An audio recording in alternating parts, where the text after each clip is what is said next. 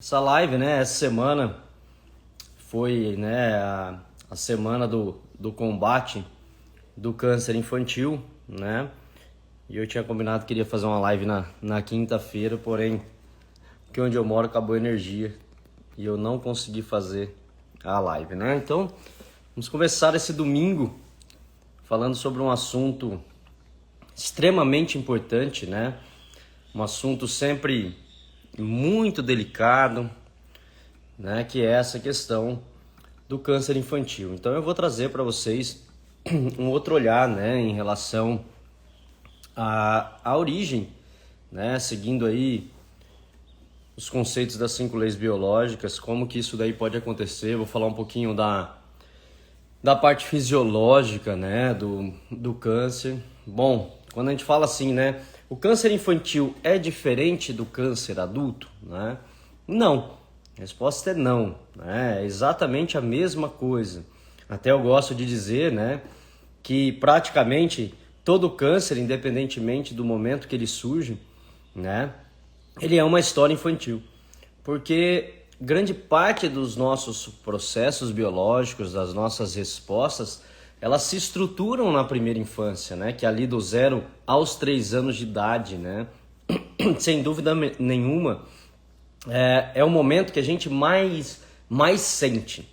Então isso é um conceito já extremamente importante, porque muitas pessoas, quando a gente fala dessa questão do câncer infantil, né, acabam questionando, poxa vida, né, eu trabalho muito com crianças, né, e principalmente muitas vezes crianças que os pais levam porque tem câncer, né, e às vezes a gente escuta as pessoas falarem, puxa, uma criança tão pequena, né, como pode já ter essa doença, né? Então a gente não entende o porquê que muitas vezes isso pode acontecer, né?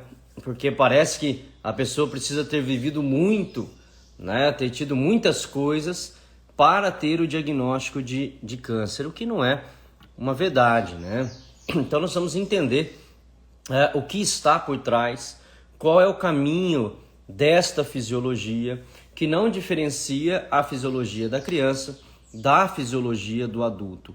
A grande diferença, sem dúvida nenhuma, é que a criança sente tudo de maneira muito mais intensa e de maneira real. Isso é importante que a gente entenda, né? Basicamente, o que vai nos diferenciando da criança e, consequentemente, dos animais é que conforme nós vamos ficando mais velhos, né, nós vamos ativando ou desenvolvendo uma área do cérebro, que é o córtex cerebral, que nos dá a capacidade de pensar, de analisar, de refletir, de modular, né, algumas coisas. É por isso que a gente diz que do 0 aos 3 anos é um momento extremamente importante, porque a criança não tem essa capacidade de modular. Ela sente tudo de maneira real, de maneira concreta, com um nível de intensidade muito grande, né? Então, se eu hoje sinto alguma coisa, senti raiva, eu consigo olhar para essa raiva. Às vezes consigo identificar o que está acontecendo, posso utilizar estratégias para modular essa raiva. Muitas vezes eu posso sentir um medo, e aí eu vou usar alguma estratégia para modular esse medo. A criança não. Uma vez que ela sentiu o medo, aquele medo é real, é concreto, e ela não tem a possibilidade de olhar para ele. Então, quando a gente compreende isso, nós levamos, né, esse conceito, esse contexto para a fisiologia, tá? É muito importante que a gente entenda que, basicamente, eu diria que todas as doenças, sem ser aquelas traumáticas, né, aquelas de origem no físico, né, eu falo muito sobre isso, elas dependem de uma desarmonia do sistema nervoso autônomo, né? Isso é muito interessante. O que seria essa desarmonia do sistema nervoso autônomo? Nós temos duas formas de funcionamento do corpo. Uma forma em que o corpo funciona no que nós chamamos de fisiologia normal, que é aquela fisiologia do equilíbrio, é a fisiologia que o nosso corpo foi preparado ou programado para poder funcionar. Então, é o quanto de batimentos que o seu coração vai ter por minuto, sua frequência respiratória, né? A característica do funcionamento dos seus órgãos, o quanto de ácido que o estômago produz, o movimento do intestino, a capacidade do intestino de absorver, enfim, né? É aquele funcionamento perfeito do corpo, totalmente dentro de uma fisiologia normal. Se nós vivêssemos assim, não existiria a doença, né? Então, a doença ela surge a partir do momento que o nosso organismo sai desse funcionamento e entra em uma curva, que é a curva do funcionamento que está totalmente ligado a uma necessidade de sobrevivência do organismo. Quando que o meu organismo entra nesse estado de sobrevivência? Quando ele sai dessa fisiologia normal e entra nesta fisiologia suplementar. Isso é muito interessante. Para que eu possa entrar nisso, eu preciso ter uma hiperatividade do sistema nervoso autônomo simpático. É aí que mora a origem, né, de todas as doenças quando nós não temos a característica traumática. Por quê? Quando eu entro nesse estado, eu ativo um eixo, né, neuroendócrino, principalmente, né, a gente fala muito do eixo hipotálamo, hipófise adrenal. Esse é o eixo do hiperestresse. Quando isso acontece, nós temos uma liberação, por exemplo, de cortisol. O cortisol, talvez, né, o equilíbrio do cortisol está entre as coisas que mais pode produzir a sensação de bem-estar, saúde e equilíbrio. Em contrapartida, a desarmonia do cortisol é o que vai ser potencialmente, né, patológico. Por quê? Porque ele vai alterar meu ritmo de atividade e descanso, né? Nós, por volta de 6 horas da manhã, nós entramos em um ciclo simpático natural. É o momento que o nosso corpo é colocado em ação, né, para que a gente possa aí ter uma atividade durante o dia. Por volta de 18 horas, nós temos uma queda disso e inicia o ciclo de descanso, né? Esse ciclo de descanso, ele já é potencializado por uma ação do parasimpático. Então, basicamente, se nós formos falar, né, de 24 horas, 12 horas do nosso dia tende a ter uma predominância simpática e 12 horas uma predominância parasimpática. Seria nosso ritmo dia, nosso ritmo noite, o nosso ritmo de atividade, o nosso ritmo de descanso. Olha, por que você está falando isso? Porque é esse desequilíbrio que vai, eu falo assim, minando, né, possíveis desequilíbrios que vai desencadear a doença, e entre elas, o câncer, né? Eu falo assim, é tão interessante, às vezes a gente não presta atenção nisso daí, como nós estamos falando, depois eu vou falar, né, dos gatilhos, mas às vezes você, lógico, no dia a dia, como a maioria das pessoas não tem compreensão de funcionamento do corpo, não entendem da fisiologia, mesmo os profissionais da área da saúde, né? Os profissionais da área da saúde são cada vez mais especializados em encontrar doença, né? E não encontrar saúde e muito menos entender a origem de uma doença, né? O importante é a doença. E uma vez que a doença está instalada, tentar curar a doença. Nós estamos falando de algo que antecede isso. Para mim, o que é mais importante não é você simplesmente falar assim, olha, o câncer infantil vem aumentando de forma significativa, leve o seu filho para fazer um diagnóstico precoce e automaticamente ser submetido a um tratamento, né? Eu tenho que entender o porquê que o câncer infantil vem crescendo de forma significativa e o que a gente pode fazer para tentar mudar isso daí, né? Então, quando eu começo a entender essa fisiologia, esse funcionamento, eu vou olhar para o sistema como um todo e perceber quais são os gatilhos. O que faz com que o meu organismo saia dessa fisiologia e entre em uma outra fisiologia. Então, um exemplo, né? Essa semana mesmo eu atendi um bebê e eu conversava com a mãe sobre isso daí. Ela falou assim, olha, Alan, o bebê tem que se adequar ao nosso ritmo. Então ele está indo dormir 10, 11 horas da noite, porque o pai chega um pouco mais tarde e o pai quer ficar com a criança. Então veja que interessante, ó. A criança precisa se adequar ao nosso ritmo. Não somos nós que precisamos mudar o nosso ritmo para trazer um conforto para aquela criança. É sempre o inverso, né? Eu tenho a minha vida, eu tenho a minha correria, eu tenho as minhas coisas para fazer e eu tenho que adaptar. E quem tem que se adaptar é a criança que tem que se adaptar à minha rotina. Mas veja, essa criança, 6 horas da tarde, o corpo dela já está preparando ela para dormir.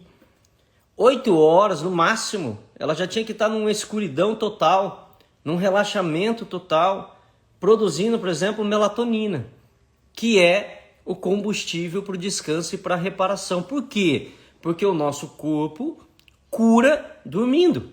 O nosso corpo repara ou restaura todo o funcionamento dormindo. Não tem outra forma da gente curar. A gente cura toda noite, né? Dormindo, com qualidade de sono. Então uma criança que vai dormir, por exemplo, 11 horas da noite, um bebê de 3, 4 meses, ele já modificou todo o ciclo dele. Então, veja, aquele sistema daquela fisiologia normal já não vai estar mais preservada. Então, o que isso acontece, tá? Então, vamos lá. Todas as vezes que você modifica isso daí, o seu corpo em estado de hiperestresse ou numa hiperatividade simpática, com esse eixo, hipotálamo, hipófise adrenal, cortisol, adrenalina, todo esse sistema, né, que é o que prepara o organismo entende assim, ó.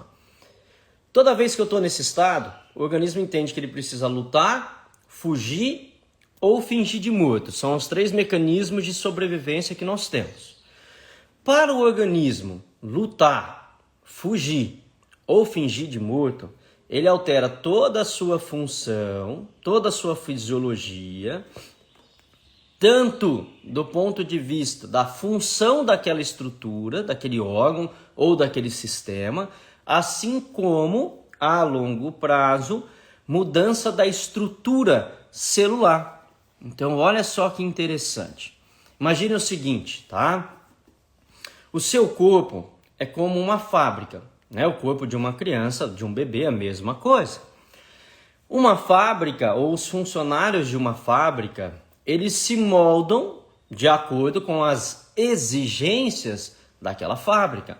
Então, consequentemente, se a fábrica precisa produzir mais, eu posso, por exemplo, se eu tenho uma indústria, chegar para os funcionários daquela indústria e falar assim, olha, eu queria que vocês trabalhassem um pouco mais, fizessem 1 hora extra e eu vou remunerar vocês por isso daí. Então, essa é a primeira coisa. Se eu olhar para o nível físico, corporal, seriam áreas do meu corpo trabalhando um pouco mais. Por exemplo, a minha medula óssea trabalhando um pouco mais, a minha tireoide trabalhando um pouco mais, o meu sistema gastrointestinal trabalhando um pouco mais, ou seja, o meu corpo está se ajustando àquela necessidade externa momentânea.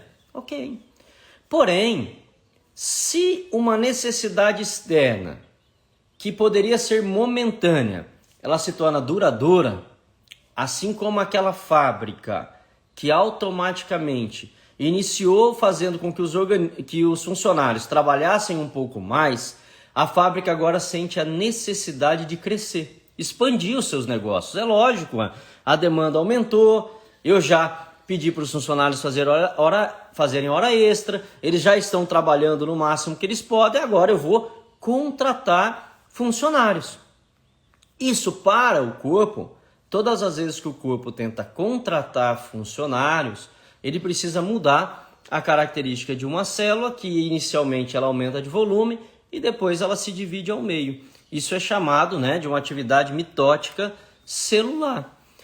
Automaticamente, isso para uma interpretação da visão clássica, né, ou mais tradicional do que é o câncer, isso seria chamado de câncer. Veja que interessante. Mas o porquê que o meu organismo saiu de um funcionamento normal e entrou nesse funcionamento como uma fábrica que está precisando trabalhar mais. Então isso é muito interessante, é isso que a gente precisa entender. Se isso é uma fisiologia, esse é um comportamento celular, é uma característica de células, qualquer lugar do corpo é assim, tá? Células têm 2 comportamentos diante de um hiperestresse. Ou elas crescem, se dividem e multiplicam, ou elas necrosam, formando uma úlcera, que é um quadro de apoptose, né? Perda celular. Existem áreas do corpo que crescem e multiplicam, existem áreas do corpo que ulceram ou necrosam. Vou dar um exemplo a vocês, né? Para vocês aí. Então imagine o seguinte, células ósseas ou da medula óssea, por exemplo, diante de um hiperestresse, elas necrosam. Elas começam a ficar fragilizadas. Eu tenho perda de massa óssea, podendo evoluir para um quadro de osteoporose. Eu tenho alterações de células sanguíneas, por exemplo, podendo evoluir para quadros de anemia. Eu tenho quedas podendo evoluir para um quadro de leucopenia, trombocitopenia, né? Que são a diminuição aí das células, né? Das famílias de células sanguíneas. Então isso é uma característica que ocorre a partir do momento que o eixo hipotálamo, hipófise adrenal está ativado. Porém, esse comportamento, vamos imaginar assim, lá numa área do estômago, por exemplo, na grande curvatura do estômago, né? A área do estômago responsável por produzir o ácido que faz a digestão. Lá nessa estrutura, nós temos uma multiplicação celular. Então, é uma outra característica. Alain, por que tem células que necrosam e células que multiplicam? Porque cada célula tem uma derivação embriológica. Daquela família de células, da onde ela surgiu, ela carrega com ela uma característica. Então, existem células que, diante do hiperestresse, devido à sua origem embriológica, elas se multiplicam. E existem células que, diante do hiperestresse, elas necrosam. Então, eu posso ter uma úlcera gástrica na curvatura menor do estômago durante um hiperestresse, e posso ter um adenocarcinoma na curvatura maior do estômago durante um hiperestresse. Veja que interessante, né? Então são dois comportamentos, porque são células que têm derivação embriológica diferente. Então eu vou em um médico, eu posso ter um diagnóstico de úlcera gástrica, dependendo da área, e no outro eu vou ter o diagnóstico de um adenocarcinoma. Então todo o corpo, ele funciona assim, de acordo com essas duas experiências que o corpo vai vivenciando. Então simpático, parasimpático. Então veja, nenhum animal, isso não existe, ele vive constantemente em hiperestresse. Não, eu posso ter uma jornada estressante de trabalho, por exemplo, é aquela criança com uma jornada estressante na escola, né, já que nós estamos falando de criança, né? E a hora chega lá, sei lá, final do dia, uma criança, por exemplo, isso é interessante, né, de 1 ano de idade, que passa período integral na escola, por exemplo, né? É um ambiente estressor, é um ambiente diferente para ela. Ela já tem que lutar com outras crianças por espaço, ela já tem que lutar com outras crianças por um brinquedo, enfim, ela já sai muitas vezes da rotina dela. E aí ela vive naquele ambiente estressor das 7h30 da manhã às 5 horas da tarde, dando um exemplo, né? Aí os pais passam e pegam ela na escola e ela vai para casa. Ela volta para o ambiente dela, aquele quartinho dela, os brinquedos dela. Ela não precisa mais competir com ninguém, ela não precisa lutar por absolutamente nada. E aí então ela entra em um estado de relaxamento. Quando ela entra nesse estado de relaxamento, ela ativa o parasimpático. É o corpo preparando para descansar. Então veja, vamos seguir a lógica do corpo, tá? Então se eu tive uma célula que cresceu lá no momento do hiperestresse, quando eu entro em um estado de relaxamento, ela tende a desaparecer. É o meu corpo eliminando aquilo que não serve mais. Isso é um sistema de equilíbrio. Alguns podem dizer assim, Alain, é o sistema de defesa do corpo, né? Nós produzimos células cancerígenas todos os dias, não é fato? E o sistema imunológico, que é o que todo mundo diz, né? O sistema imunológico, o sistema de defesa, ele vai lá e destrói essas células ditas cancerígenas. Não é assim? É exatamente assim. Então, essa criança que produziu algo estressor ao longo do dia, quando ela vai para casa e ela descansa, o organismo tende a reparar, tende a eliminar, porque nós temos um sistema de defesa que vai, teoricamente, sempre tentar ajustar esse ambiente, né? Esse ambiente biológico. Em contrapartida, se eu sofri lá no hiperestresse um mecanismo ulcerativo, quando eu entro agora na fase, seria essa fase de reparação, essa fase de cura, esse tecido ulcerado ele vai ser reparado, como uma reparação tecidual e uma cicatrização, que também vai acontecer da mesma forma, pela mesma dinâmica, desde que eu viva momentos estressores, momentos de estresse, momentos de hiperestresse e momentos de relaxamento, que nós chamaríamos de momento de cura, e que eles sejam, né, ou estejam em harmonia. Né, que eles sejam fisiologicamente bem equilibrados. Então isso seria interessante. Então imagine o seguinte, se eu tenho 12 horas programadas para viver em simpaticotonia e 12 horas programadas para viver em vagotonia ou parasimpaticotonia, significa que o meu ritmo entre atividade e descanso, ele está em harmonia, ele está perfeito. Então, isso faria com que o meu corpo produzisse células ou produzisse quadros de necrose e automaticamente no momento da reparação eliminasse as células que foram formadas durante o hiperestresse ou reparasse as áreas ulceradas que foram formadas no hiperestresse. Veja que interessante. Então aí nós estaríamos num quadro de equilíbrio, consequentemente eu produzo e elimino e o meu corpo está constantemente buscando atividade, descanso, entrando em hiperestresse e saindo do hiperestresse. Então isso daí é perfeito, isso daí faz parte, todos os dias nós vivemos isso. Então existe hiperestresse, existe situações que nos desarmonizam, porém o que vai diferenciar um do outro é o quanto de tempo você vai demorar para sair dessa situação. E qualquer ser vivo vive isso é interessante. Um leão vive isso, ele vai, ele sai, ele caça, ele luta, mas depois ele volta para o território dele, descansa, ele caça, mata e volta a comer. Então ele vai e volta e os animais estão sempre buscando isso daí. Não vai ter um animal que vai lutar 18 horas por dia e descansar 6 horas. Ele pode até tentar por algum tempo, depois ele vai adoecer. Não tem jeito, pessoal. Isso é regra da natureza, tá? Isso é regra da natureza. O nosso corpo, ele se adapta, a nossa psique se adapta, o nosso comportamento se adapta, porém toda busca por adaptação é igual à doença, seja ela física ou comportamental. Não importa o que seja, tá? O nosso corpo sempre está buscando essa adaptação, mas adaptação é igual a mudança funcional ou estrutural. Se eu colocar um sapato apertado, o meu pé vai se adaptar àquele sapato apertado. No primeiro momento vai criar uma irritabilidade da pele, ela vai ficar vermelha, depois forma uma bolha, essa bolha estoura, se eu insistir forma um calo.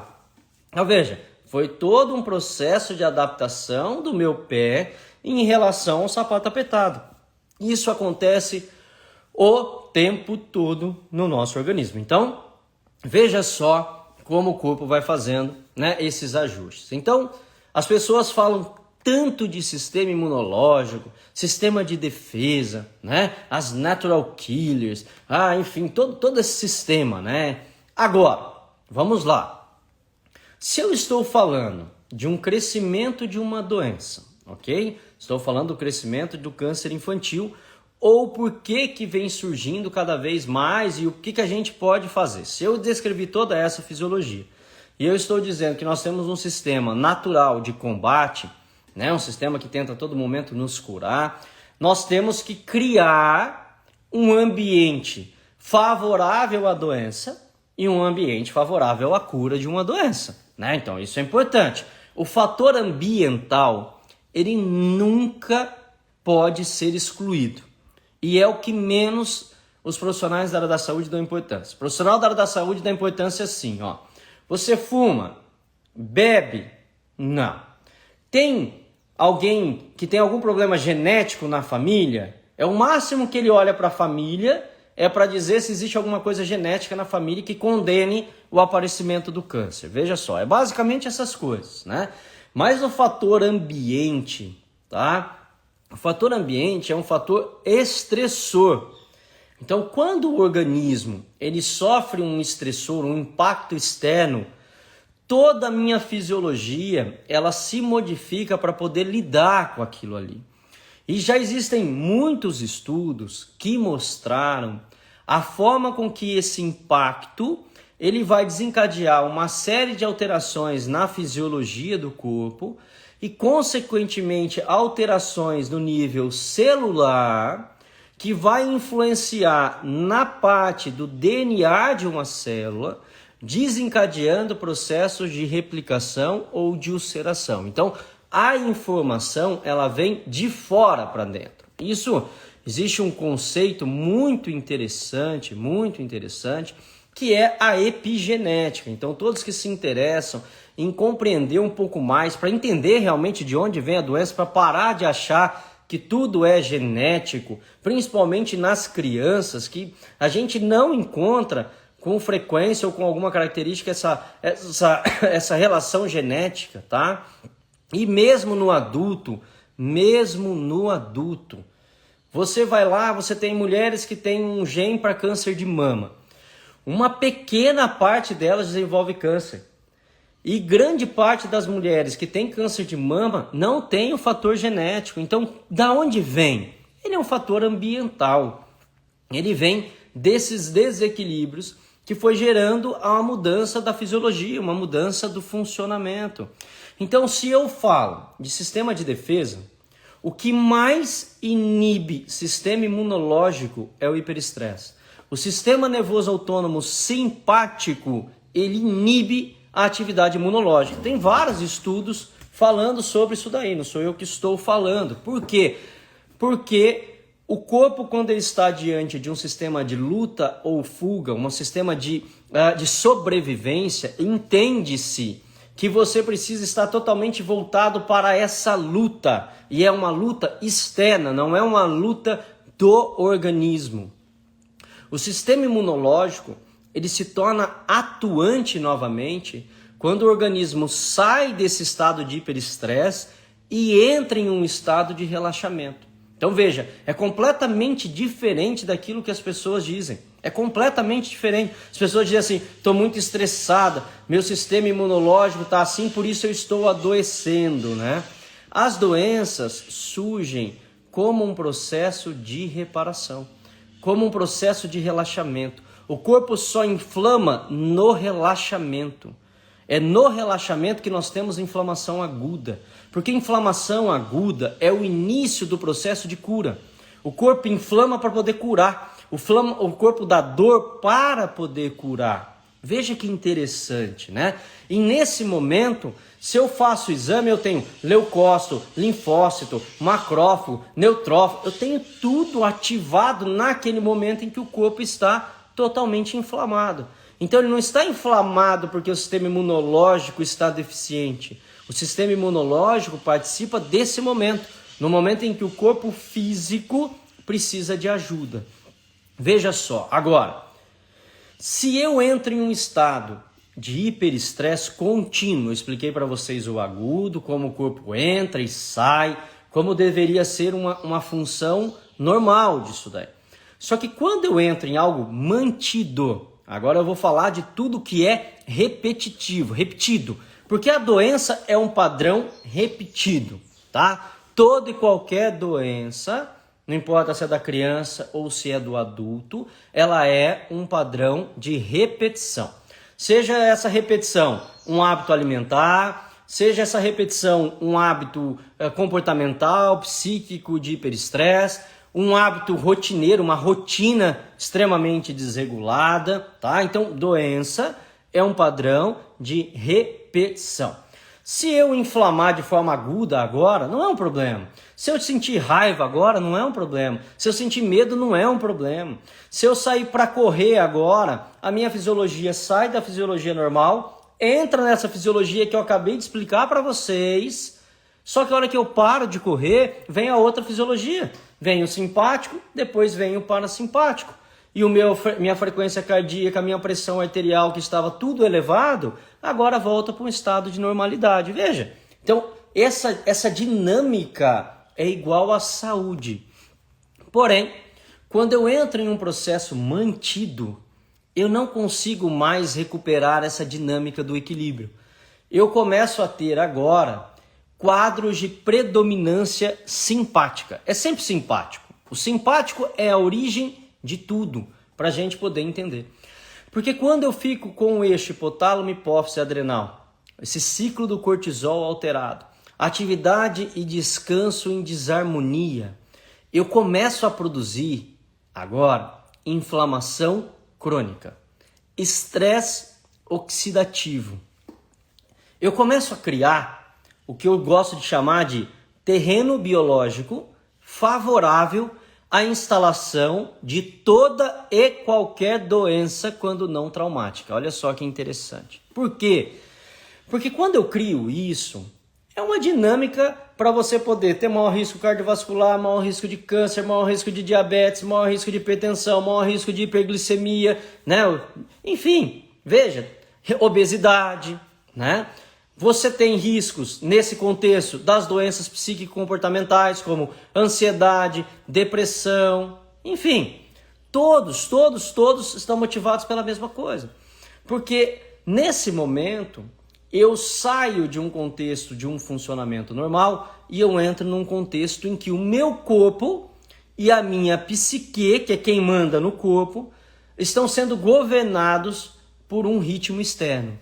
E todas as vezes que eu sou governado por um ritmo externo, o meu corpo agora ele vai se adequar ou se adaptar, assim como o meu comportamento, a essas necessidades externas.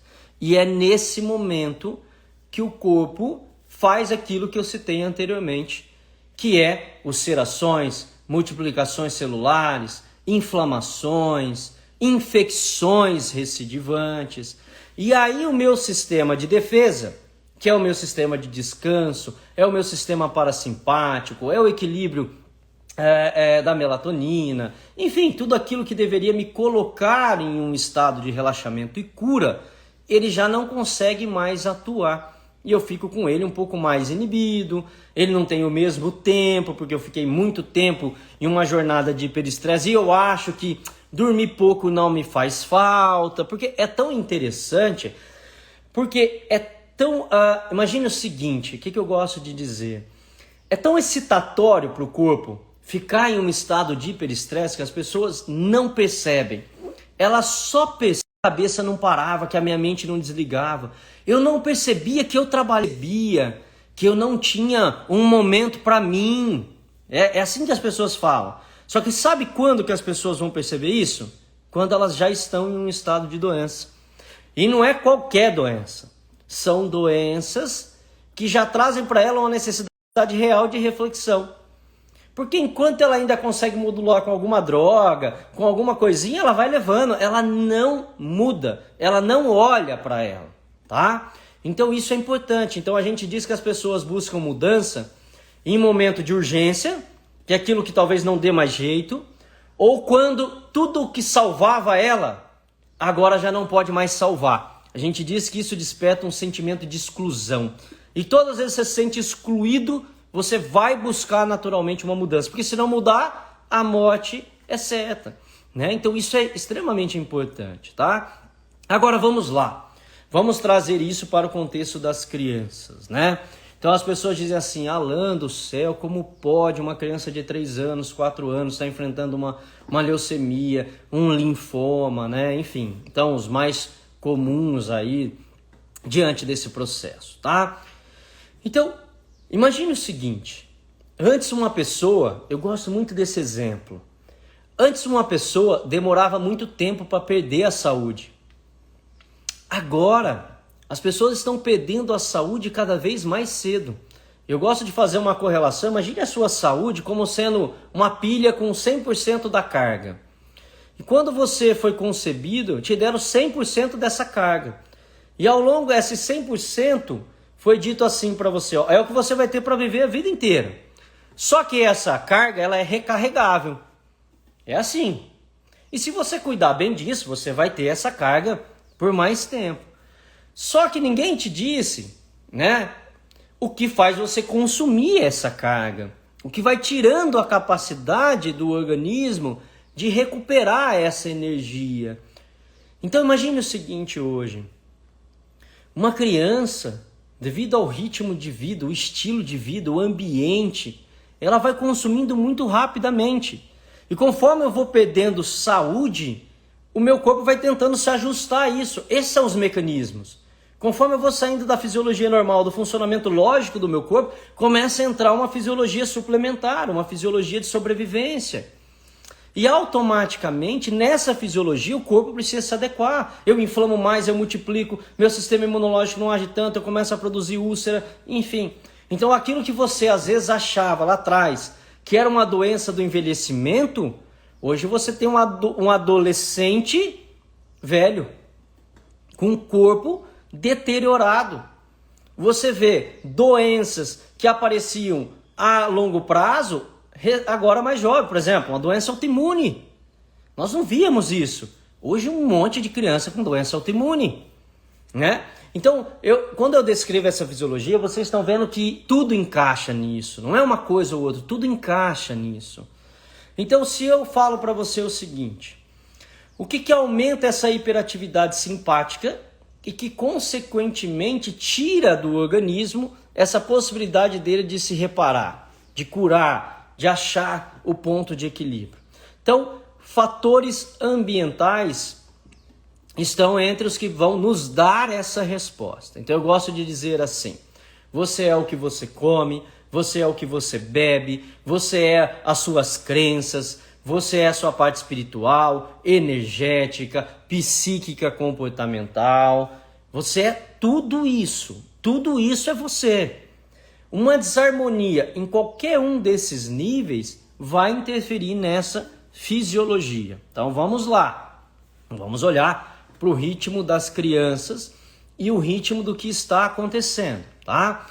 Então, quando uma pessoa disser para você assim, não apresente açúcar para o seu filho, não ache que essa pessoa é um ignorante, não ache que essa pessoa não sabe o que está dizendo, não acredite que só porque lá atrás todo mundo consumiu que você está aqui hoje, que isso é bom, é saudável, não é. O açúcar aumenta a atividade do eixo hipotálamo, hipófise adrenal. Consequentemente, açúcar é combustível para a inflamação crônica, por exemplo. E aí, se o seu filho, eu estou falando do açúcar, mas não só o açúcar do doce, né? Você tem, por exemplo, o açúcar dos alimentos industrializados, da farinha de trigo, do carboidrato simples, que vira açúcar. O produto final é açúcar. Açúcar de péssima qualidade, né? Diferentemente, por exemplo, do açúcar da mandioca, o açúcar da batata doce, que é um carboidrato complexo, que automaticamente se torna um açúcar de uma melhor qualidade. Então aí o seu filho vive à base de açúcar, de pão, né? De alimentos inflamatórios, como por exemplo, você dá lá para ele uma bisnaguinha de manhã, com requeijão no meio, olha que interessante. E dá para ele um achocolatado, com leite. Veja o que você está fazendo, né? Então imagine isso. Essa criança agora, ela está extremamente inflamada. E é o primeiro alimento dela da manhã. É o combustível que ela está dando já, né? O primeiro combustível de manhã, veja só. Aí ela vai almoçar ou vai comer o lanche da escola, também rico muitas vezes nisso daí. Aí ela almoça, depois você deixa ela comer um docinho, porque, tadinha, né? Vai ficar com vontade de comer um docinho e tal, né? À noite, muitas vezes, ela acaba repetindo isso daí, acaba repetindo a alimentação, ou, por exemplo, vai comer uma coisinha mais rápida, então à tarde come um lanchinho, à noite come um macarrãozinho, é tudo assim, praticamente já começa a ir consumindo disso daí. Aí vamos para o principal, na minha opinião, de tudo que eu já estudei, de tudo que eu já vi. Por quê? Por causa da velocidade, do impacto do hiperestresse. O estresse, porque assim, você imagina o seguinte, para eu alterar minha pressão arterial ou a minha frequência cardíaca consumindo café, eu tenho que consumir uma grande quantidade de café para ele poder estimular o simpático o suficiente para modificar, por exemplo, a minha frequência cardíaca ou gerar um quadro de hipertensão. É uma intensidade, mas não uma xicrinha só para alguém que já tem alguma sensibilidade, né? Mas numa situação normal, não aconteceria, né? Só que o hiperestresse, ele imediatamente modifica a minha frequência cardíaca. Imediatamente. Eu já saio de um estado e já vou para outro. Então veja, o hiperestresse, ele modifica essa nossa fisiologia com muita velocidade, com muita intensidade e que muitas vezes, devido a esse padrão repetitivo, você não consegue perceber como que de forma silenciosa o seu organismo vai se ajustando a essas exigências. Então às vezes uma pessoa fala assim, Alan, eu descobri um diabetes agora. Não. Você não descobriu o diabetes agora. Simplesmente você fez um exame e ele apareceu. Diabético você já está há muito tempo. Alan, apareceu uma hipertensão agora. Não, não apareceu uma hipertensão agora. Hipertenso você já está há muito tempo. Olha, eu fiz um exame, nossa, surgiu um câncer. Não, proliferação celular de forma desordenada você tem há muito tempo. Porém agora, o seu corpo que ainda vinha tentando se ajustar, já não conseguiu mais. E o sintoma apareceu. Porque, pessoal, 90% de tudo, isso é uma estatística, vários pesquisadores, várias filosofias já mostraram isso. Em média, 90% de tudo, o corpo vai se ajustando constantemente para nos manter com um certo equilíbrio sem que a gente perceba. Em torno de 5% se torna sintomático e 5% evolui para urgência, para alguma necessidade de intervenção. Então isso é muito interessante. Então você fala assim, eu não adoeço. Não, você adoece todos os dias. A doença, entre aspas, ela faz parte da tentativa do corpo de se equilibrar. Então todas as noites, teoricamente, nós adoecemos. Porque o nosso corpo, ao entrar nesse estado, ele inflama, ele se regenera, ele se reestrutura. É normal esse processo. Nós inchamos um pouco mais à noite, nós vamos reter líquido. Isso é uma característica do organismo. E o sintoma ele aparece quando o corpo já não dá mais conta de achar este ponto de equilíbrio ou de tentativa de se reequilibrar. Aí ele manifesta algo dizendo assim, eu preciso de ajuda. Eu já tentei de tudo, mas ninguém olhou para mim, porque automaticamente você só vai bombardeando isso daí. Então veja, também existe um outro critério muito importante quando a gente fala das crianças, que é uma base de estudo da epigenética, que nós não estamos falando do gene, da parte genética, nós estamos falando da influência externa sobre, né, a função genética, né? É o externo influenciando no genético. E já foi comprovado através de estudos que o que gerações anteriores viveram está marcado na nossa estrutura celular. Então isso é muito interessante. Então uma criança, ela não nasce pura. Eu gosto de dar um exemplo assim, Uma criança, imagine que papai e mamãe são dois rios que se encontraram e formaram um único rio, que é essa criança. A criança é a sequência desses dois rios. Então, o que nós entregamos para a criança é a nossa sequência. Como que estavam esses dois rios? Será que eles tinham feito um trabalho de purificação? Será que era um rio bem equilibrado ou todo turbulento? Será que eles se uniram em um ambiente saudável?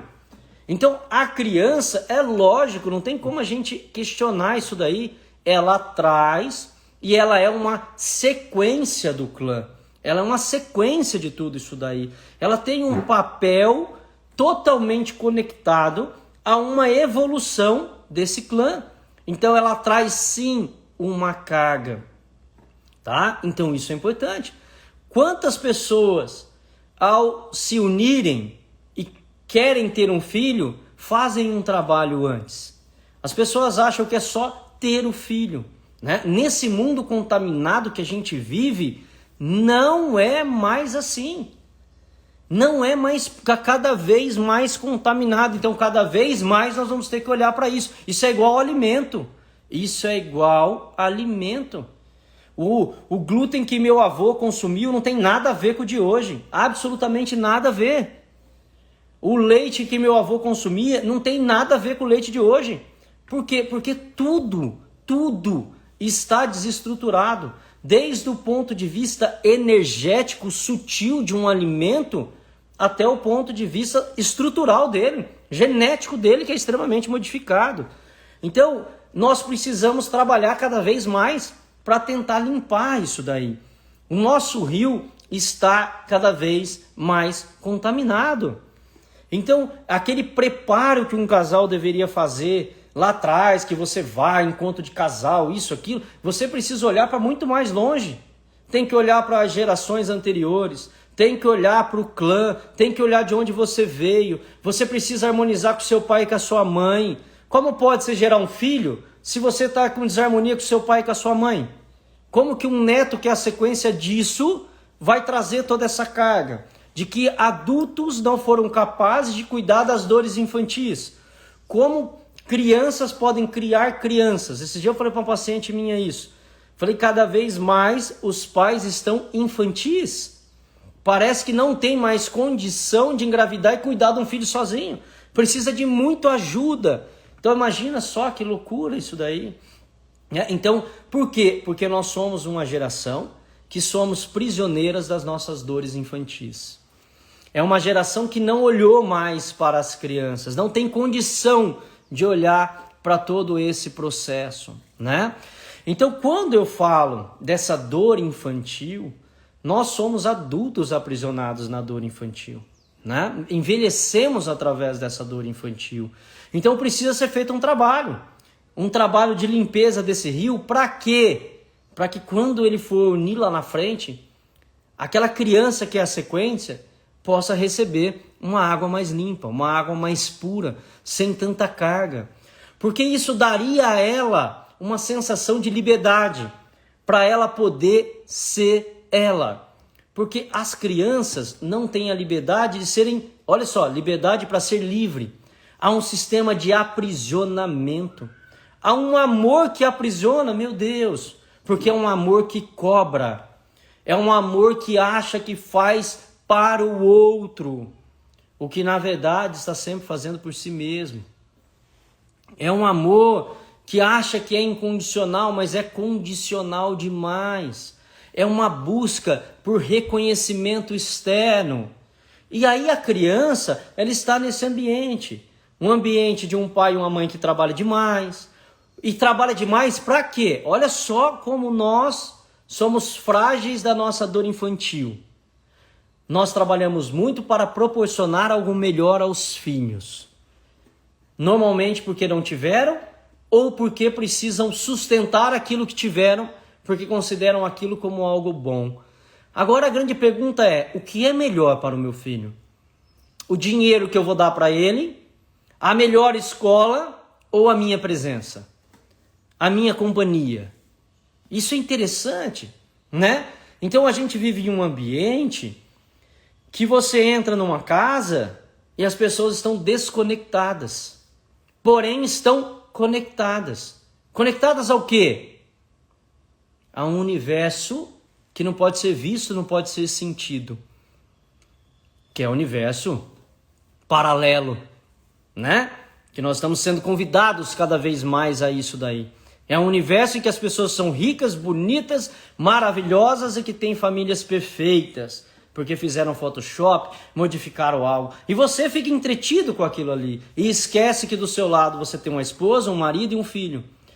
Então há uma desconexão total. Então esse ambiente, uma criança que fica buscando por contato, uma criança que fica buscando por presença, ela fica totalmente... Aquele ambiente barulhento, um ambiente que você está assistindo TV, jornal, notícias. Olha o que está acontecendo agora. E a criança ali. E você não consegue perceber o quanto aquilo está impactando na vida de uma criança. E você acha que é ela que tem que se adequar a tudo isso, porque o mundo é assim. Não, você pode criar algo diferente. Você pode ser livre, buscar esse ponto de ajuste. Então, hoje o que eu tenho percebido é que essa pilha, essa carga que eu citei para vocês, ela está sendo consumida de forma violentamente e muito rápido. Porque tudo que está sendo criado é para te roubar a saúde. Agora, você quando está aprisionado na dor infantil, você não consegue enxergar as coisas como um adulto. Por que isso, pessoal? Porque a dor infantil te deixa cego. Por exemplo, o medo gera cegueira. O medo paralisa. Basta a gente ver o que está acontecendo. Nesse momento, né? Quase aí 2 anos de cegueira total. E as pessoas ainda continuam cegas. Ainda continuam dando combustível para o que te rouba a saúde. E quando alguém te diz, preste atenção, você acha que esse não sabe o que está falando, né? Quando alguém quer te mostrar que você precisa escolher coisas melhores para o seu filho, você acha uma bobagem isso daí. E é tão incoerente, porque isso é muito comum a gente ver, no momento em que uma criança está doente, que ela deveria receber só coisas saudáveis, é o momento que os pais afrouxam. É no momento que você deixa ele comer um bolo de chocolate, é no momento que você compra um sorvete para ele consumir. Veja como nós somos ignorantes. Nós precisamos parar com isso. Como que eu vou, no momento em que meu filho está inflamado, oferecer para ele um alimento inflamatório? Pô, mas eu não amo ele. Então, se você ama o seu filho, não faça o que ele quer, não dê para ele coisas que fazem mal. Mostre para ele que você está fazendo isso porque você o ama. Porque assim é uma forma que você gosta dele. Porque você está dando para ele possibilidades do corpo dele curar e não do corpo dele ficar mais doente, porque você o ama. Você está falando não para ele daquele determinado tipo de fast food, porque você o ama. É por isso que você está fazendo isso. Você não quer dar um refrigerante para ele, porque você o ama. Não é tadinho, não. Não é tadinho. Ah, mas todo mundo usa, todo mundo... E aí é aquela lei, né? Você quando quer dar algo que a sua dor infantil não consegue cuidar, você fala assim, todo mundo usa. Aí quando você quer ser adulto, você fala assim, você não é todo mundo. Né? A gente não escuta isso, não é uma incoerência. Não, não é assim. Então se nós não levarmos as crianças para um funcionamento mais próximo da fisiologia normal, nós vamos ter crianças cada vez mais doentes, ou quando chegarem na fase adulta se tornarão doentes aprisionados no corpo infantil, totalmente deteriorado. Então nós somos responsáveis por isso daí. Nós temos a possibilidade de fazer escolhas, ou diante de todo esse sistema, que é o que eu gosto de chamar de indústria da doença, que a todo momento ela está nos seduzindo, porque é muito rentável. É só a sua consciência, é só a sua maturidade, é a sua inteligência ou maturidade emocional que vai te guiar. Porque se você deixar o processo ir, você vai viver constantemente em um mundo patológico, um mundo doentio. Um mundo em que uma medula ela já está sofrendo com 3, 4 anos de idade. Né? Que os gânglios, que são um sistema de defesa, já estão igual louco, tentando trabalhar a nosso favor para tentar manter o nosso equilíbrio. Infelizmente, o capitalismo entrou e nós não conseguimos achar um ponto. Infelizmente, uma criança com 6 meses de idade precisa ir para uma creche. Antes ela ia com 5 anos de idade para a escola. Ela vivia no ambiente dela, que provavelmente, se for um ambiente de harmonia, porque tem criança que é melhor ir para a escola mesmo. Porque o ambiente familiar é tão estressor na vida dela que é melhor ela ir para a escola. Mas eu estou tentando dizer um ambiente perfeito, um ambiente em harmonia.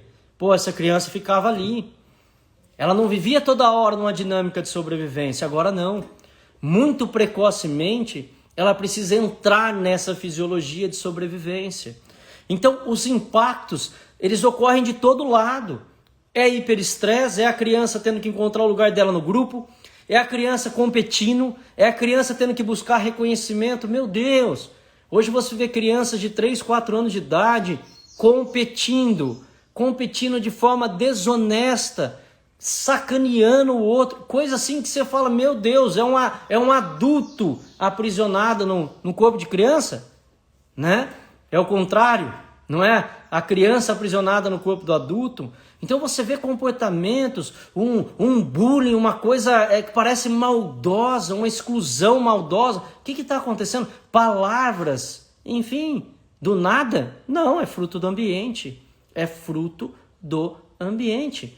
É a criança buscando um reconhecimento externo. É a criança buscando ser melhor do que alguém. Isso é extremamente patológico. É a criança que não consegue mais se perceber. É a criança que não consegue mais sentir. É a criança que foi treinada a pensar, raciocinar. Tudo ela leva para o mental. Como um psicopata. Como uma pessoa que tem algum distúrbio. Né? Uma pessoa que manipula. Veja só, todos os mecanismos de sobrevivência do corpo físico e comportamental, né? Uma ausência de contato com a espiritualidade, porque o mundo material é muito mais importante. O ter e o ser numa discrepância gigantesca, né?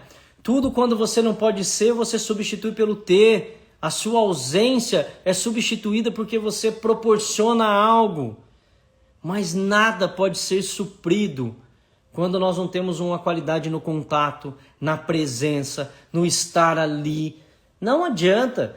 Você pode mandar parabéns para mim virtualmente, mas não substitui o seu abraço. Senão não estava todo mundo sofrendo nessa pandemia. O que as pessoas estão querendo? Abraço, contato, para quê?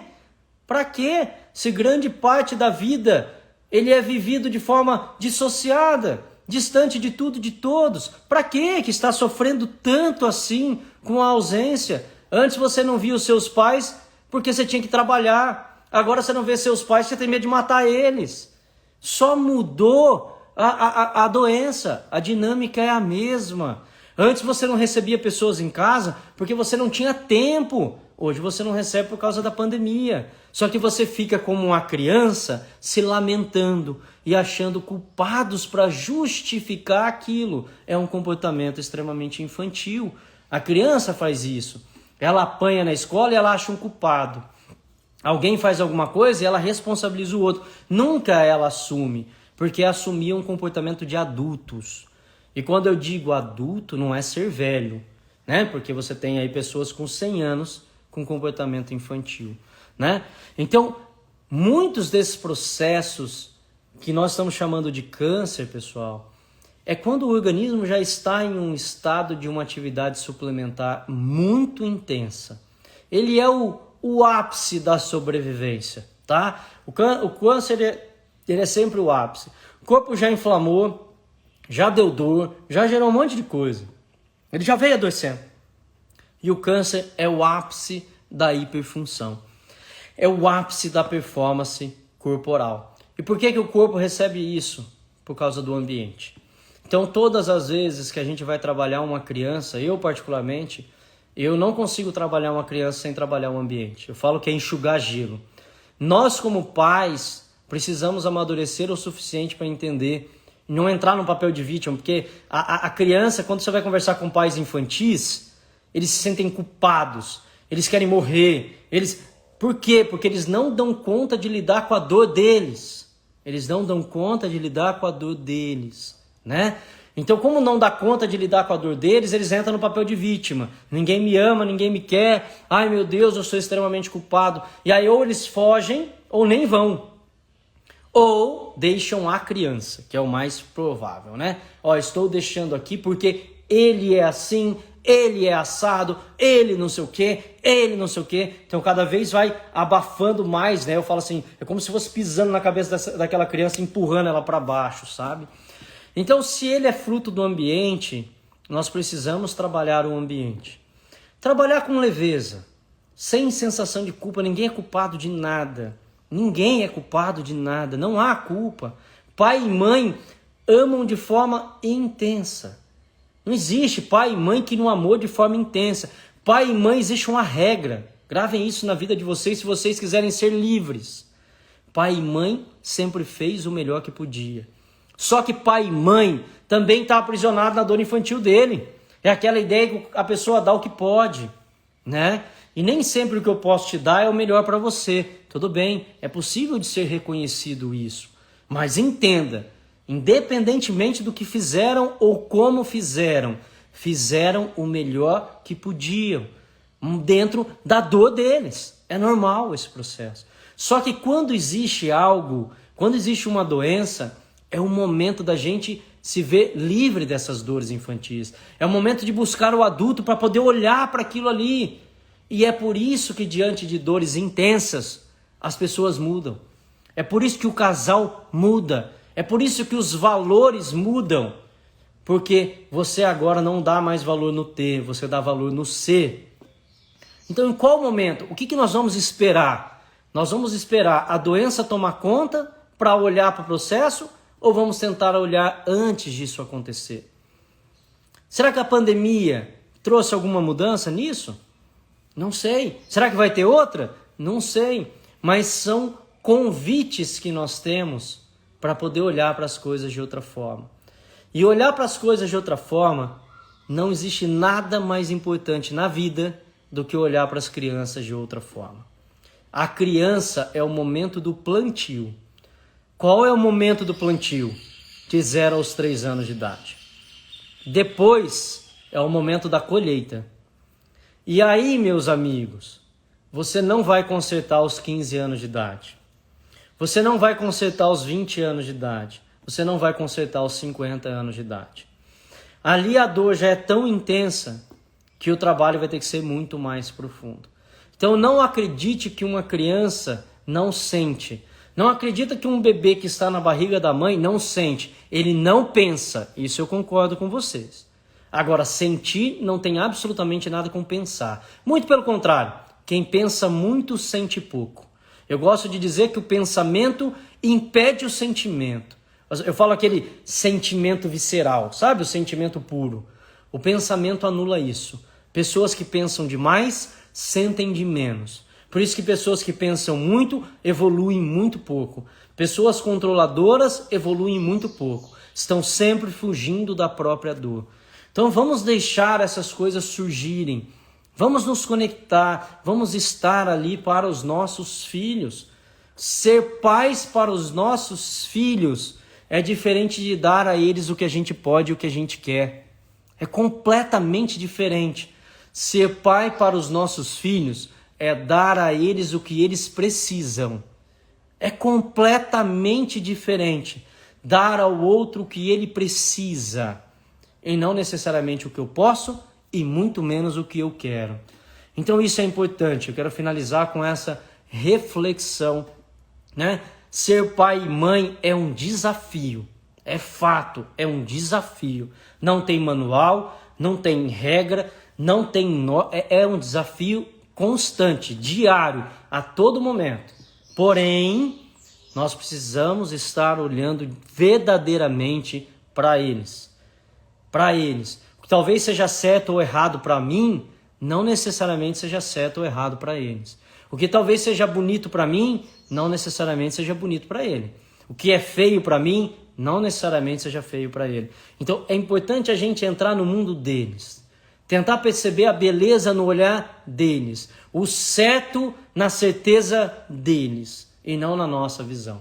Tá? Então isso é um conceito, é uma forma para a gente poder perceber um pouco mais o outro. E isso cabe depois também na nossa forma adulta, não importa, nas nossas relações, no nosso casamento, nas nossas amizades, enfim. Né? Então eu queria trazer isso daí para vocês, esse conceito todo, essa fisiologia, né? Não falando especificamente de um câncer XYZ. Por quê? Porque cada câncer depende de um sentir. O importante é a gente entender em qual terreno que eles se formam. Porque todos eles têm algo em comum. É a forma com que eles se estruturam. Depois o que muda é o sentir. Um sente mais medo, um sente mais raiva, um se sente mais desvalorizado ou incapaz, outro se sente menos reconhecido, outro se sente mais abandonado, não importa. Cada um vai ter a sua sensação que vai impactar. Mas a fisiologia ela é a mesma, tá? Então vamos olhar para isso, vamos tentar criar um funcionamento do corpo dentro da característica de cada um, de cada família. Eu sei que todos estão tentando buscar um jeito, é fato. Uns precisam trabalhar mais, outros têm mais tempo, não importa. Só que eu vejo muitos que têm tempo e não se utilizam dele. Muitos que não teriam e se utilizam. Muitos com muito dinheiro que não tem nada. Muitos que não têm dinheiro e que têm tudo. Então, isso independe da matéria, pessoal. Isso independe da carga que você tem. Isso depende de um olhar que você vai ter para você mesmo e para com o outro. Né? A gente tem que parar de ficar usando justificativas. Né? Ah, mas você tem condição porque tem mais dinheiro e pode comer melhor. Ovo é um dos alimentos mais baratos que tem e é um dos melhores que existe. Então não dá para a gente ficar se apegando a isso daí, pessoal. Não dá. Não dá. Ah, esse tem 10 babás. Pior, tá terceirizando o filho. Olha o dinheiro desfavorável. Tá dando filho para alguém criar, não muda nada. Não muda nada. Muito pelo contrário. Às vezes isso é mais combustível patológico ainda. Então, enquanto não houver o olhar de verdade, a busca pelo adulto, a busca pela maturidade emocional, não adianta se é pobre, se é rico, se é forte, se é fraco, se tem chance de comer melhor, se tem chance de comer pior. Tudo vai depender das escolhas. Tudo vai depender dessa posição que você vai assumir na sua vida, como pai, como mãe, um olhar mais maduro para esse processo, tá bom? Então era isso que eu queria compartilhar com vocês. Vou deixar salvo sim. Compartilhem com as pessoas. Acho que a gente tem que tentar levar cada vez mais conhecimento e um olhar realmente, tá bom? Bom domingo a todos. Até mais.